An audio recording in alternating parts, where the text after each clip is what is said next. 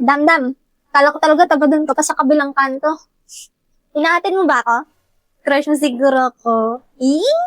Baka ikaw, Paano mo alam? di mo talaga itatanggi, no? Ba't ba kasi ako? Gusto mo malaman? Dahil sa mukha ko. Yan lang naman habol ng mga babae sa akin, eh. Hindi ah.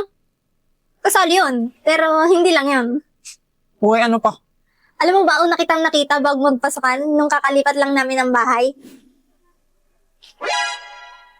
Gusto kong tulungan si Lola, kaso hindi rin ako marunong tumawid eh. Na, tulungan ko na ho kayo tumawid. Ay, salamat iyo. Tara na ho. Ayun, buti may tumulong sa kanya. Oh, si Kuyang tumulong kay Lola. Oh, huwag kayong magagawan. Marami pa ako dito. Mabait talaga siya. Kaya nung nakita kita sa jeep nung first day of school, sobrang saya ko. Kasi same tayo ng school.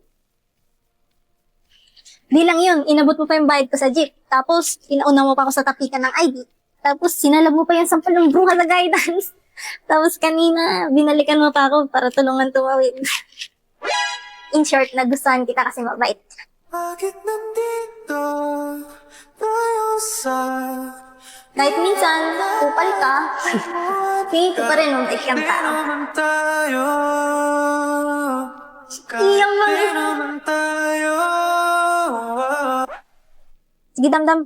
Dito na ako ha. Ingat ka pag uwi. Good night!